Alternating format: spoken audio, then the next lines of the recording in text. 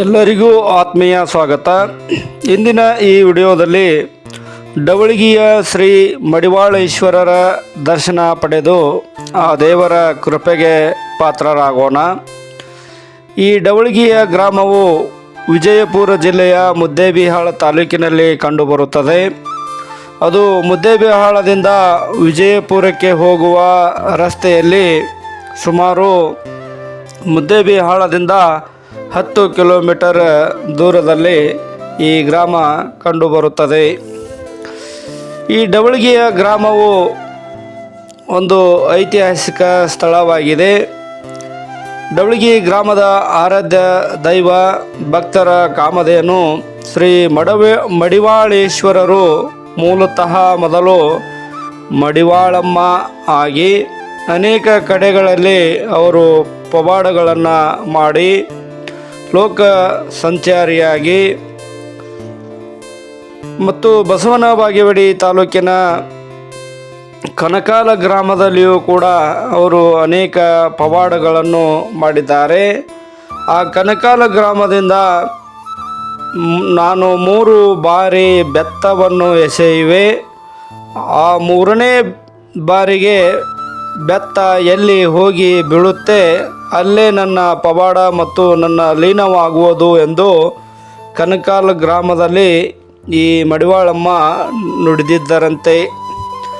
ಅದರಂತೆ 3ನೇ ಬಾರಿ ಬೆತ್ತವನ್ನು ಎಸೆದಾಗ ಆ ಬೆತ್ತವು ಡವಳಗಿ ಗ್ರಾಮದಲ್ಲಿ ಕಂಡು ಬಂದಿದೆ, ಅಂದರೆ ಬಂದು ಬಿದ್ದಿದೆ ಎಂದು ಹಿರಿಯರು ಹೇಳುತ್ತಾರೆ.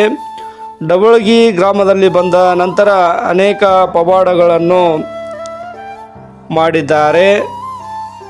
ಅರಿಸಿ ಬಂದ ಭಕ್ತರಿಗೆ ಕಾಮಧೇನುವಿನಂತೆ ಕರುಣಿಸುವ ಕರುಣಾಮಯಿ ಈ ಮಡಿವಾಳಮ್ಮ ಆಗಿದ್ದರು. ಇವರು ಮಡಿವಾಳಪ್ಪ ಆಗಿದ್ದು ಒಂದು ಪವಾಡ. ಅದು ಏನಪ್ಪ ಅಂತಂದರೆ, ಎಂದಿನಂತೆ ಮಡಿವಾಳಮ್ಮನವರು ಪೂಜಾ ನಿರತರಾದ ವೇಳೆ ಭಕ್ತರು ನೀವು ಪವಾಡಗಳನ್ನು ಮಾಡಬೇಕು ಎಂದು ಬೇಡಿಕೆಯನ್ನು ಇಟ್ಟರು. ಅವರ ಬೇಡಿಕೆಗೆ ಸ್ಪಂದಿಸಿದ ಅವರು ಪವಾಡದ ನಂತರ ನಾನು ನಿಮ್ಮ ಕಣ್ಣಿಗೆ ಕಾಣುವುದಿಲ್ಲ ಹಾಗೂ ನಿಮ್ಮ ಕೈಗೆ ಸಿಗುವುದಿಲ್ಲ ಎಂದು ಭಕ್ತರ ಗಮನ ಸೆಳೆದು ಅವರ ಕೊಟ್ಟ ಮಾತಿನಂತೆ ಅದೇ ದಿನ ರಾತ್ರಿ ಗುರು ಮರುಳಸಿದ್ಧರನ್ನು ಪೂಜಿಸಿ ಜ್ಞಾನ ಮಸ್ತಕಳಾದ ಮಡಿವಾಳಮ್ಮ ಪುರುಷ ರೂಪ ಪರಿವರ್ತನೆಯಾಗಿ ಅರ್ಧನಾರೇಶ್ವರನಾಗಿ ಅವತಾರ ತೊಟ್ಟಳಂತೆ. ಆ ಪವಾಡದಿಂದಲೇ ಈ ಮಡಿವಾಳಮ್ಮ ಹೋಗಿ ಮಡಿವಾಳೇಶ್ವರರು ಎಂದು ಬದಲಾವಣೆಯಾಗಿ ಲಿಂಗೈಕ್ಯರಾಗಿದ್ದಾರೆ ಎನ್ನುವುದು ಈ ಡವಳಗಿ ಗ್ರಾಮದ ಗ್ರಾಮಸ್ಥರ ಮಾತಾಗಿದೆ. ಡವಳಗಿ ಗ್ರಾಮದಲ್ಲಿ ಶ್ರೀ ಮಡಿವಾಳೇಶ್ವರರ ಜಾತ್ರೆಯು ವರ್ಷದಲ್ಲಿ ಒಟ್ಟು 5 ಬಾರಿ ನಡೆಯುತ್ತದೆ. 4 ಸಣ್ಣ ಜಾತ್ರೆ, 1 ದೊಡ್ಡ ಜಾತ್ರೆಯಾಗಿ ನಡೆಯುತ್ತದೆ.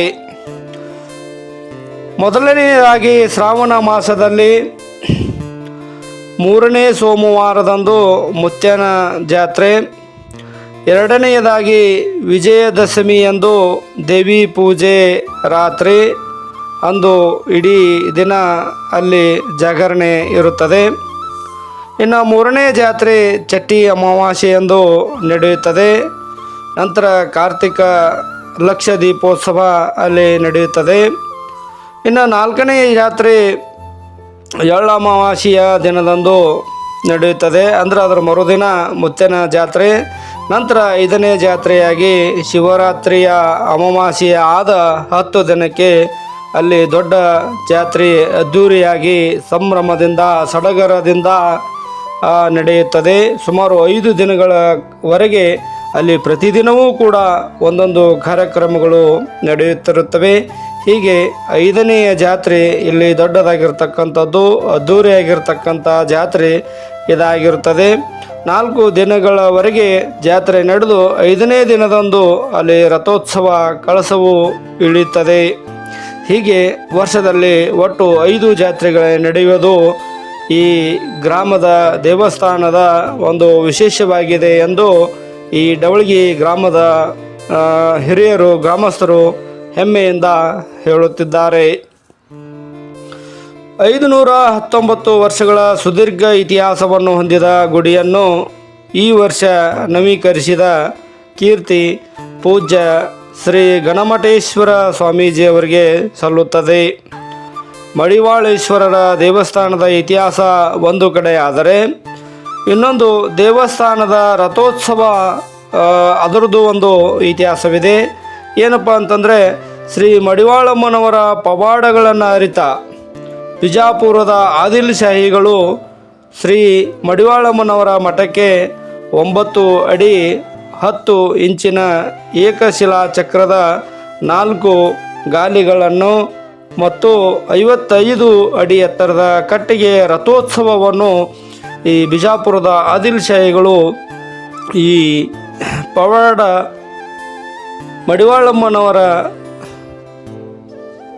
ದೇವಸ್ಥಾನಕ್ಕೆ ದಾನದ ರೂಪದಲ್ಲಿ ಮಠಕ್ಕೆ ನೀಡಿದರಂತೆ. ಆ ಕಟ್ಟಿಗೆ ರಥೋತ್ಸವವನ್ನು ಇಂದು ವಿನ್ಯಾಸಗೊಳಿಸಿ ಅದರ ಬದಲಿಗೆ ಕಬ್ಬಿಣದ ರಥೋತ್ಸವವನ್ನು ನಿರ್ಮಾಣವನ್ನು ಮಾಡಲಾಗಿದೆ. ಆದರೆ ಮೊದಲಿನ ಕಲ್ಲಿನ ಚಕ್ರಗಳನ್ನೇ ಅಳವಡಿಸಲಾಗಿದೆ. ಅಂದರೆ ಅಂದು ಏನು ಆದಿಲ್ಶಾಹಿಗಳ ಕಾಲದಲ್ಲಿ ಕೊಟ್ಟಿರ್ತಾರೆ ಅದನ್ನೇ ಅಳವಡಿಸಲಾಗಿದೆ. ಮತ್ತು ಹಂಪಿ ವಿಶ್ವವಿದ್ಯಾಲಯದ ಸಂಶೋಧನೆಯ ಪ್ರಕಾರ ಈ ರಥವು ದಕ್ಷಿಣ ಭಾರತದಲ್ಲಿಯೇ ಅತಿ ಎತ್ತರದ ಕಲ್ಲಿನ ಚಕ್ರಗಳನ್ನು ಹೊಂದಿರತಕ್ಕಂಥ ರಥ ಎಂದು ಖ್ಯಾತಿ ಪಡೆದಿದೆ. ಅಂದರೆ ಈ ರಥದ ಕಲ್ಲಿನ ಗಾಲಿಗಳು ಅಷ್ಟೊಂದು ದೊಡ್ಡದಾಗಿವೆ ಅಂಥೇಳಿ ಹೇಳ್ಬೋದು. ಅಷ್ಟೇ ಅಲ್ಲದೆ ಈ ದೇವಸ್ಥಾನಕ್ಕೂ ಇನ್ನೊಂದು ಸಣ್ಣ ರಥ ಇದೆ. ಇದನ್ನು ಪ್ರತಿದಿನ ಸಂಜೆ ಮಹಾಪುರಾಣ ಮುಗಿದ ನಂತರ ಮಹಿಳೆಯರು ಈ ರಥವನ್ನು ಎಳೆಯುವ ಒಂದು ಪ್ರತೀತಿ ಇದೆ. ಇಂದಿಗೂ ಕೂಡ ಡವಳಿಗೆಯಲ್ಲಿ ಆ ಒಂದು ಕಾರ್ಯ ನಡೆಯುತ್ತದೆ ಅನ್ನುವಂಥದ್ದು. ಅದು ಸಣ್ಣ ರಥ ಉಚ್ಛಾಯ ಎಂದು ಕರೆಯುತ್ತಾರೆ. ಅಷ್ಟೇ ಅಲ್ಲದೆ ಜಾತ್ರೆಯಲ್ಲಿ ನಡೆಯುವ 5 ದಿನಗಳ ದಾಸೋಹಕ್ಕೆ ಗ್ರಾಮದ ಭಕ್ತರು ರೊಟ್ಟಿ ದವಸ ಧಾನ್ಯಗಳನ್ನು ಕೊಡುವ ಕಾರ್ಯ ಇಂದಿಗೂ ಮುಂದುವರೆದಿದೆ. ಈ 5 ದಿನಗಳ ಜಾತ್ರಾ ಮಹೋತ್ಸವದಲ್ಲಿ ಅನೇಕ ಕಾರ್ಯಗಳು ಅಲ್ಲಿ ನಡೆಯುತ್ತವೆ ಎಂದು ಹೇಳಬಹುದು. ಇದಕ್ಕೆ ಈ ಒಂದು ಜಾತ್ರೆಗೆ ಸುತ್ತಮುತ್ತಲಿನ ಅನೇಕ ಗ್ರಾಮಗಳ ಭಕ್ತರು ಬಂದು ಈ ಮಡಿವಾಳೇಶ್ವರರ ಕೃಪೆಗೆ ಪಾತ್ರರಾಗುತ್ತಾರೆ. ನಾವು ಕೂಡ ಈ ಜಾತ್ರೆಗೆ ಮತ್ತು ಈ ಮಡಿವಾಳೇಶ್ವರ ಗ್ರಾಮಕ್ಕೆ ಮಡಿವಾಳೇಶ್ವರರ ದರ್ಶನವನ್ನು ಪಡೆಯೋಣ ಎಂದು ಹೇಳುತ್ತಾ ಈ ಒಂದು ವಿಡಿಯೋಗೆ ವಿರಾಮವನ್ನು ಕೋರೋಣ. ಎಲ್ಲರಿಗೂ ತುಂಬ ಹೃದಯದ ಧನ್ಯವಾದಗಳು. ದಯವಿಟ್ಟು ಎಲ್ಲರೂ ಸಂಪೂರ್ಣವಾಗಿ ವಿಡಿಯೋವನ್ನು ನೋಡಿ ಸಬ್ಸ್ಕ್ರೈಬ್ ಶೇರ್ ಮಾಡಿರಿ ಎಂದು ವಿನಂತಿ.